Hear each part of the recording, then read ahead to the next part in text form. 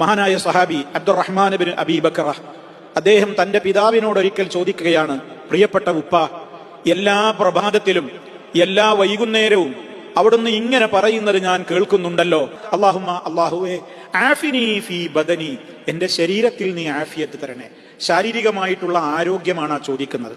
അല്ലാഹുമ്മ ആഫിനി ഫീ സമഇ, എന്റെ കാതിൽ എന്റെ കേൾവിയിൽ നീ ആഫിയത്ത് തരണേ, ആരോഗ്യം തരണേ. കാത് വ്യക്തമായി കേൾക്കുക, മറ്റൊരു ശ്രവണ സഹായി ഒന്നും വെക്കാതെ കേൾക്കാൻ സാധിക്കുക എന്നുള്ളത് അപാരമായൊരു നിഅമത്താണ്. ചെവി കേൾക്കാത്തവർക്കാണ് ആ നിഅമത്തിന്റെ മഹത്വം അറിയുക. അല്ലാഹുമ്മ ആഫിനി ഫീ ബസരി, മൂന്നാമത്തെ ഭാഗം അതാണ്. അല്ലാഹുവേ ആഫിനി, നീ എനിക്ക് ആഫിയത്ത് തരണേ ഫീ ബസരി, എന്റെ കണ്ണിൽ. കണ്ണിന്റെ കാഴ്ച ആരോട് വിശദീകരിക്കണം? ആർക്കാണതിന്റെ മഹത്വം അറിയാത്തത്? കണ്ണിന്റെ കാഴ്ചയൊന്ന് മങ്ങുമ്പോഴേക്ക് തന്നെ നമ്മൾ പ്രയാസപ്പെടുന്നു, നമ്മൾ കണ്ണടകൾ ധരിക്കേണ്ടി വരുന്നു, കാഴ്ച മങ്ങുന്നു, ഒരുപാട് പ്രയാസങ്ങൾ നമുക്ക് വരുന്നു.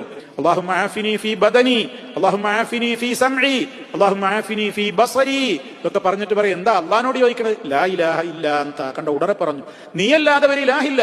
റബ്ബിനെ നമുക്ക് ആരോഗ്യം തരാൻ പറ്റൂ, റബ്ബിനെ നമ്മുടെ കാഴ്ചശക്തിയും കേൾവി ശക്തിയും ഒക്കെ നിലനിർത്തി തരാൻ പറ്റൂ, അവനെ കൊണ്ടേ അതിന് പറ്റൂ. കാരണം ലാ ഇലാഹ ഇല്ലാ അൻത, നീയല്ലാതെ ഒരാരാധ്യനില്ല. ചേർത്ത് പിന്നെ പറയുന്നത് എന്താ? അല്ലാഹുവേ ഇന്നി അഊദു ബിക മിനൽ കുഫ്രി വൽ ഫഖർ, ഞാൻ നിന്നോട്